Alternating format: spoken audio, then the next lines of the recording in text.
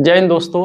भारत में सोने के दाम 1.25 लाख पर तोला को पार कर गए हैं और दुनिया के इतिहास में ये पहली बार हुआ है कि सोना रॉकेट की रफ्तार से ऊपर गया है। पिछले साल 2024 के 29 सितंबर को, सितंबर के लास्ट में सोना 77,000 लगभग एक तोला था और अक्टूबर के फर्स्ट वीक आते आते यानी इस एक साल में सोना चढ़कर 1.25 लाख को क्रॉस कर गया है। तो एक साल में 62% से ज्यादा सोने ने रिजल्ट दिया है। तमाम इंटरनेशनल विश्लेषक, तमाम इन्वेस्टमेंट के एक्सपर्ट्स धराशायी हो गए हैं। उनकी सारी थ्योरियां धरी की धरी रह गई हैं कि सोना इतना ज्यादा चढ़ा है, सारा शेयर मार्केट के कॉन्सेप्ट धराशायी हो गए हैं और सोने ने जितना रिटर्न दिया है इतना किसी और इंस्ट्रूमेंट ने इतना रिटर्न नहीं दिया। तो आज हम उन सवालों की जड़ों तक जाने की कोशिश करेंगे। पहला तो हम इस सवाल का जवाब ढूंढ लेंगे कि सोने के दाम आखिर बढ़े क्यों। दूसरा, हम उस क्वेश्चन का आंसर ढूंढेंगे कि क्या ये एक फाइनेंशियल बुलबुला है, एक बबल है जो फूट जाएगा और सोना धड़ाम आ गिरेगा, 1.25 लाख से एकदम से 50-40 हजार आ जाएगा। तीसरा, क्या सोने में अभी भी निवेश करना बनता है, क्या अभी भी इन्वेस्टमेंट करना चाहिए। और चौथा, भारत की अर्थव्यवस्था पर इसका क्या असर होगा अगर सोने के रेट ऐसे ही बढ़ते रहे तो देखिए, सोने के बारे में एक बात कही जाती है कि सोने को डर पसंद है, सोने को बेचैनी पसंद है, सोने को अशांति पसंद है। दुनिया में जब भी कोई टकराव होगा, जब भी कोई अशांति भड़केगी, तो उस समय गोल्ड के दाम बढ़ेंगे। और इस समय हम सभी जानते हैं कि दुनिया टकराव के मोड़ पर खड़ी है। स्कैंडिनेवियन देश और रशिया आमने सामने है। स्कैंडिनेविया मतलब जो नॉर्वे है, फिनलैंड है, स्वीडन है, डेनमार्क है, जो इस तरह के नाटो वाले देश हैं, नाटो कंट्रीज, ये और रशिया आमने सामने है और थोड़ी सी एक चिंगारी की देर है और तीसरा विश्व युद्ध है वो शुरू होने में कोई देर नहीं लगेगी। इसके अलावा जो अमेरिका है, अमेरिकन प्रेसिडेंट डोनाल्ड ट्रंप ने सीधा सीधा टकराव का रास्ता चुन रखा है सारी दुनिया के साथ। भारत पर टैरिफ लगाए हैं, 100% से ज्यादा का टैरिफ भारत पर लगा है। चाइना के साथ इनका कोल्ड वॉर चल रहा है। देखिए, चाइना जो है वो डॉलर को रिप्लेस करके लोकल करेंसी में ट्रेड करना चाहता है और उस मॉडल को अपनाना चाहता है जो रशिया और ईरान पेश कर रहे हैं। तो ब्रिक्स देश डॉलर को खत्म करने, डॉलर की बादशाहत को चुनौती दे रहे हैं और चाइना के साथ सीधा सीधा टकराव इस मुद्दे पर मोल ले रखा है। तिल मिलाए बैठे हैं डोनाल्ड टैरिफ साहब या कहें कि डोनाल्ड ट्रंप साहब।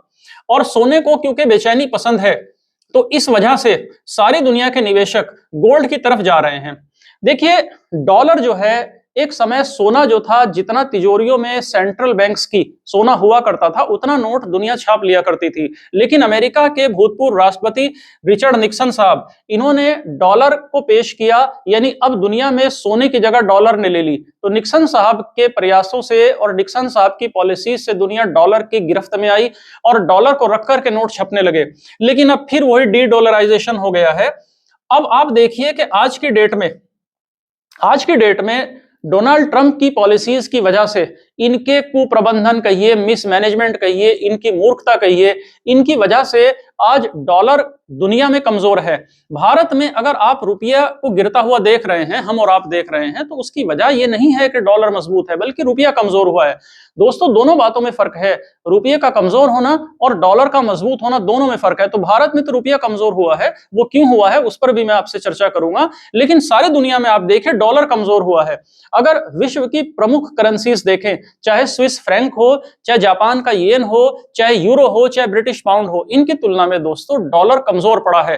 तो दुनिया में डॉलर का कमजोर होना और भारत में रुपये का गिरना, ये दो काम हुए हैं जिसकी वजह से भारत में सोने के दाम चढ़े हैं। और भारत में 99% सोना इंपोर्ट होता है, मात्र 1% सोना ही भारत पैदा कर पाता है, प्रोड्यूस कर पाता है। तो भारत क्योंकि बहुत बड़ा इंपोर्टर है सोने का और रुपया कमजोर पड़ा है, तो इस वजह से भी भारत में दाम बढ़े हैं। तो भारत में ये जो बेतहाशा दाम है, इसके पीछे की एक कहानी ये है। और साथियों, सोने के बढ़ने की एक वजह यह भी है कि दुनिया में सोने की सप्लाई लिमिटेड है। जमीन के भीतर अनंत काल तक सोना नहीं है। धरती के अंदर से अब तक 2,44,000 टन सोना निकाला जा चुका है और धरती के अंदर अभी 54,000 टन सोना बाकी है। और हर साल 5-5.5 हजार टन गोल्ड निकाला जाता है। तो लगभग एट द मैक्स 12-14 साल तक का गोल्ड ही जमीन के अंदर मौजूद है। तो सप्लाई लिमिटेड है और डिमांड बेतहाशा बनी हुई है और इकोनॉमिक्स का बेसिक सिद्धांत है डिमांड और सप्लाई का। इस वजह से भी सोने के दाम आसमान छू रहे हैं। और ये हमने देख ही लिया कि दुनिया के सेंट्रल बैंक सोने को जमा करने में लगे पड़े हैं और पिछले एक साल में 800 टन से ज्यादा गोल्ड विश्व के सेंट्रल बैंकों ने अपनी तिजोरी में जमा कर लिया है। तो ये सारे फैक्टर मिला जुलाकर इस ओर इशारा कर रहे हैं कि सोने के दाम बढ़ रहे हैं और आने वाले टाइम में इसके कम होने की भी कोई संभावना भी दिख नहीं रही। तो क्या ये फाइनेंशियल बबल है जो जल्दी फट जाएगा? तो देखिए, ऐसा तो नहीं है। कुछ लोग ये भी कहते हैं कि भारत में, कुछ लोगों का, आम लोगों का ये मानना है कि भारत में गोल्ड के रेट बढ़ने की एक वजह भारत में जो त्योहार हैं, दीपावली है या धनतेरस, अक्षय तृतीया जैसे त्योहार हैं, तो जबकि ये कोई बड़ा फैक्टर नहीं है। देखिए, इससे 400, 500, 600 रुपए का फर्क पड़ता है। इंटरनेशनल फैक्टर ही जिम्मेदार होते हैं गोल्ड के रेट बढ़ने के लिए। अच्छा, गोल्ड के रेट चलते कहां से हैं? देखिए, अमेरिका में एक एक्सचेंज है जिसे कहते हैं कॉमेक्स, जो कमोडिटी एक्सचेंज है। कमोडिटी एक्सचेंज में गोल्ड के रेट खोले जाते हैं, तो वहां पर जो गोल्ड के रेट है, जो गोल्ड है वो आउंस में नापा जाता है और एक आउंस जो है वो लगभग 28.25 ग्राम का होता है। भारत में तो तोले में नापा जाता है गोल्ड, अमेरिका में लगभग 28 ग्राम का जो आउंस है। तो भारत में जब ये रेट आते हैं कि एक आउंस कितना है, तो उसे ग्राम में चेंज किया जाता है और फिर उस दिन डॉलर और भारत के रुपये का जो एक्सचेंज वैल्यू उसको देखा जाता है और ये हिसाब किताब लगाकर 12, साढ़े 12 बजे तक जो दिल्ली और बंबई के सर्राफा बाजार हैं, वो वहां के जो बड़े बड़े बुलियन एसोसिएशन है, वो इसका रेट खोलती है। तो कोई इसको पसंद करे ना करे, लेकिन अमेरिका क्योंकि जो हब है दुनिया के पूरे फाइनेंस का, तो आज भी सोने के रेट वहीं से चलते हैं। सोने के साथ साथ देखिए, चांदी भी बेतहाशा बढ़ गई है। चांदी भी लगभग 1.5 लाख रुपये किलो चली गई है। ऐसा माना जाता था कि 1 तोला सोने के बराबर 1 किलो चांदी आ जाती है, लेकिन आप देखिए कि 1 तोला सोना 1.25 लाख है और चांदी 1.5 लाख है, यानी 1 तोला सोने से ज्यादा वैल्यू चांदी की हो गई है। तो आखिर चांदी सोना क्यों बन गई है? सोने की चांदी तो हो ही रही है, तो ये चांदी सोना क्यों बन गई है? देखिए, चांदी का इस्तेमाल दोस्तों इंडस्ट्रियल एक्टिविटीज में होता है। चांदी की एक इंडस्ट्रियल वैल्यू है। जैसे जैसे देश की एनर्जी का जो पैटर्न है वो चेंज होगा, चांदी की डिमांड बढ़ेगी। मतलब जो बैटरियां हैं, जो इलेक्ट्रिक गाड़ियां हैं, उसमें लगने वाली बैटरियां, उसमें चांदी का इस्तेमाल है। जो सोलर पैनल है, तो इस तरह से चांदी का इंडस्ट्रियल इस्तेमाल है और उसकी वजह से चांदी की डिमांड हमेशा बनी रहेगी और चांदी भी ऊपर चढ़ती चली जाएगी। तो सोने के साथ साथ चांदी भी बढ़ती जा रही है। भारत में ये माना जाता है कि भले ही भारत के सेंट्रल बैंक, रिजर्व बैंक के पास 800, साढ़े 800 टन गोल्ड हो, लेकिन भारत की महिलाओं के पास 25,000 टन सोने के भंडार मौजूद हैं। कोई ऑफिशियल फिगर तो नहीं है। देखिए, मोटा मोटा आप गणित ये जान लीजिए कि भारत की आबादी 146 करोड़, 147 करोड़ के लगभग है, जिसमें 26-27 करोड़ फैमिलीज हैं। एक फैमिली में 5 से 6 बंदा औसतन होते हैं। तो उस लिहाज से भारत में 25,000 टन सोना फिजिकल रूप में महिलाओं के पास है और महिलाएं भारत की शानदार दूरदर्शी साबित हुई हैं, जिन्होंने गोल्ड को एक भविष्य का निवेश का यंत्र मानकर अपने पास जमा किया है। तो भारत के घरों में हंडिया में रखा है, दीवारों के अंदर रखा गया है, धरती के अंदर छिपा कर रखते हैं। तो इस तरह से भारत में गोल्ड, और अब नया ट्रेंड है कि जो भारत के लोग अपना गोल्ड रखते हैं वो बैंक के लॉकर्स में भी रखने लगे हैं। हालांकि फिजिकल गोल्ड रखना बैंकों में कोई सुरक्षित विकल्प नहीं है, क्योंकि अगर बैंक में चोरी हो जाती है, कुछ भी हो जाता है, तो आपको उसकी वैल्यू नहीं मिलेगी, आपको उसका पूरा पेमेंट वापस नहीं मिलेगा। तो भारत में सोना एक कल्चर का प्रतीक है, एक सेंटिमेंट का प्रतीक है। अगला क्वेश्चन देखिए ये उठता है, अगला क्वेश्चन ये है कि क्या गोल्ड बबल था? तो नहीं, बबल नहीं है, बल्कि सॉलिड रीजन है। गोल्ड के भविष्य में सस्ते होने की कोई उम्मीद नहीं है, क्योंकि जो फैक्टर गोल्ड के रेट बढ़ाने के लिए जिम्मेदार हैं, जब तक वो फैक्टर मौजूद रहेंगे तब तक गोल्ड सस्ता नहीं होगा। कौन कौन सा फैक्टर? हम देख ही रहे हैं कि दुनिया में टेंशन बनी हुई है। हम देख ही रहे हैं कि जो सेंट्रल बैंक्स हैं वो गोल्ड की डिमांड बहुत ज्यादा बढ़ी हुई है, वो खरीदारी कर रहे हैं गोल्ड की। तो जब तक ये सारे फैक्टर मौजूद रहेंगे तब तक गोल्ड सस्ता होने की उम्मीद नहीं बनेगी। भाई, ऐसा हो जाए अगर कि मान लीजिए व्लादिमीर जो पुतिन है और जो यूक्रेन के प्रेसिडेंट है जेलेंस्की आपस में गले मिल लें और ये कह दें कि भाई हमने आप एक दूसरे की जितनी जमीन जीती है, हम आज एक दूसरे को वापस करते हैं और आज से हम दोस्त हैं, ऐसा कुछ हो जाए। इजराइल ये कह दे कि मैं अपनी जो धरती मैंने फलस्तीन की ली हुई है मैं उसे वापस करता हूं और मैं फलस्तीन को एक स्वतंत्र देश के रूप में मान्यता देता हूं, ऐसा कुछ अगर हो जाता है। और तीसरा ये हो जाए कि जो सेंट्रल बैंक इन्होंने सोना इतना जमा कर रखा है, ये उसे बेचना शुरू कर दें कि भाई हम इसे बेच रहे हैं, हम इसे रखकर क्या करेंगे, हमारे लिए तो बेकार है। तो अगर ऐसे कदम उठते हैं तो सोना जरूर गिरेगा, लेकिन ऐसी कोई उम्मीद अभी है नहीं, तो इसलिए सोने के रेट घटने की भी कोई उम्मीद अभी नहीं है। तो गोल्ड को क्या खरीदारी करना बेहतर होगा? क्या भविष्य में गोल्ड के रेट कहां तक जाएंगे? देखिए, गोल्ड के रेट को सही सही प्रेडिक्ट करना किसी भी इकोनॉमिस्ट के लिए आसान नहीं है, क्योंकि गोल्ड का कोई बैलेंस शीट नहीं होती। आप कंपनियों के शेयर को प्रेडिक्ट कर सकते हो, क्योंकि कंपनियां जो है उनकी एक बैलेंस शीट होती है, लेकिन गोल्ड की कोई बैलेंस शीट, कोई प्रॉफिट एंड लॉस अकाउंट नहीं होता। गोल्ड तो सेंटिमेंट पर चलता है और डर और बेचैनी के माहौल में गोल्ड और ज्यादा ऊपर चढ़ता है। लेकिन हाँ, मोटा मोटी ये कहा जा सकता है कि जैसे जिस तरह की सिचुएशंस दुनिया में बनी हुई है उसमें गोल्ड अभी नीचे नहीं आएगा। और कोई ताज्जुब नहीं है कि अगर गोल्ड इस 2025 के लास्ट तक 1.5 लाख को क्रॉस कर जाए। और गोल्ड में अगर हम इन्वेस्टमेंट करना चाहते हैं तो हमें पहले ये कहा जाता था कि आप अपने टोटल इन्वेस्टमेंट का 10% गोल्ड में रखिए, लेकिन अब 20% हमें गोल्ड में रखना चाहिए। गोल्ड लॉन्ग टर्म का इन्वेस्टमेंट होराइजन मानकर हम इन्वेस्टमेंट करें। पहले लॉन्ग टर्म माना जाता था 5 से 6 साल के लिए, लेकिन अब लॉन्ग टर्म है 2 से 3 साल। तो 2 से 3 साल में गोल्ड के रेट डबल हो जाएंगे और कोई ताजुब नहीं है अगर गोल्ड 2 लाख, 2.5 लाख, यहां तक कि 3 लाख को भी टच कर जाए, जैसी सिचुएशन इंटरनेशनल लेवल पर बनी हुई है। और फिजिकल गोल्ड लेने से बेहतर है कि हम गोल्ड को डीमेट फॉर्मेट में लें। डीमेट मतलब हम उसको ईटीएफ के रूप में ले सकते हैं, हम डिजिटल गोल्ड ले सकते हैं। डिजिटल गोल्ड की लिक्विडिटी बराबर है, जब चाहे बेच सकते हैं, चोरी चकारी का कोई डर नहीं है, आप कितना ही ले सकते हैं।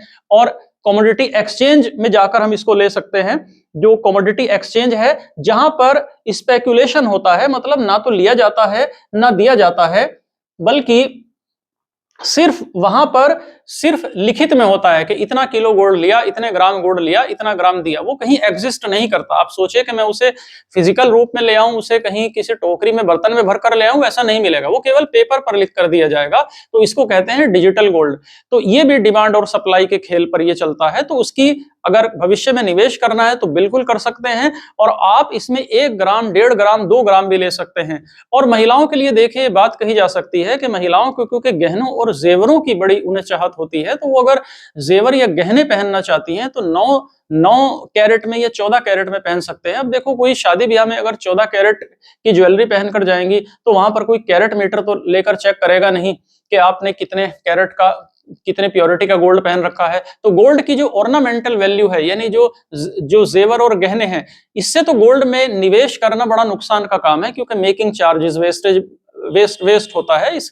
लेकिन अगर गोल्ड को लेना है तो आप 24 कैरेट में ईटीएफ में गोल्ड को लिया जा सकता है। ईटीएफ में लेना बेहतर होगा। फिजिकल गोल्ड को तिजोरियों में या लॉकर में बैंक के रखना बेहतर नहीं है, क्योंकि वहां पर मैंने बता दिया कि चोरी होने पर बैंक आपको पूरा हर्जाना या पूरा मुआवजा नहीं देगा। तो भविष्य में गोल्ड का भारत की इकोनॉमी पर क्या असर पड़ेगा? देखिए, भारत 99% गोल्ड बाहर से इंपोर्ट करता है। और अगर गोल्ड के रेट महंगे होंगे, रुपये का दाम गिरेगा तो गोल्ड महंगा होगा, तो भारत का जो करंट अकाउंट डेफिसिट है, जो चालू खाते का घाटा है, ये बढ़ेगा। और जब ये बढ़ेगा तो भारत में महंगाई बढ़ेगी। तो इस लिहाज से भारत में गोल्ड के रेट बढ़ना इकोनॉमी के लिए अच्छा संकेत नहीं है। सरकार जिस तरह से सॉवरेन गोल्ड बॉन्ड स्कीम लेकर आई थी, जिसमें लोगों को ये ऑफर दिया गया था कि आपको हम एक, अगर आप गोल्ड लेना चाहते हैं तो पेपर गोल्ड ले लो, मतलब आप ईटीएफ टाइप ले लो, डिजिटल गोल्ड ले लो, डीमैट अकाउंट में गोल्ड ले लो, हम उस पर एक निश्चित ब्याज भी देंगे और जब आप उसको चाहो बेच सकते हो। तो इस तरह की नई स्कीम से सरकार को चलाने की जरूरत है, ताकि जो फिजिकल गोल्ड की डिमांड है, बिस्किट की या जो बार है, सिक्के हैं, वो डिमांड कहीं ना कहीं घटे, वो डिमांड जो है वो डिमोरलाइज हो। तो सरकार को इसमें नई स्कीम चलानी चाहिए।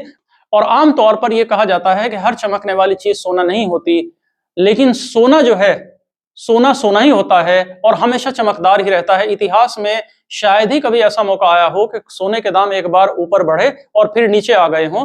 तो ऐसा नहीं होगा, बल्कि अब हमारे और आप जैसे आम आदमियों के लिए बेहतर यह है कि जब भी गोल्ड में थोड़ा बहुत करेक्शन हो, देखिए सारे फैक्टर, मैंने बताया कि सारे फैक्टर तो एक साथ फेवर में नहीं आएंगे गोल्ड के गिरने के। मतलब ऐसा नहीं होगा कि एक साथ रशिया यूक्रेन की लड़ाई रुक जाए, ऐसा भी नहीं होगा कि एक साथ मिडिल ईस्ट में शांति आ जाए और सेंट्रल बैंक एकदम खरीदारी बेचना शुरू कर दें, खरीदारी बंद कर दें। ऐसा तो पॉसिबल नहीं होगा।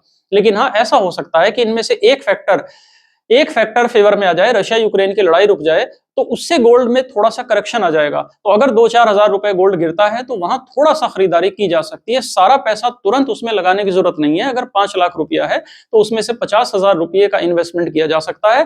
फिर अगला करेक्शन आने पर 2-4 महीने बाद फिर थोड़ा सा खरीदारी की जा सकती है। तो इस तरह टुकड़ों में खरीदारी करना इन्वेस्टमेंट का बेहतर विकल्प साबित हो सकता है।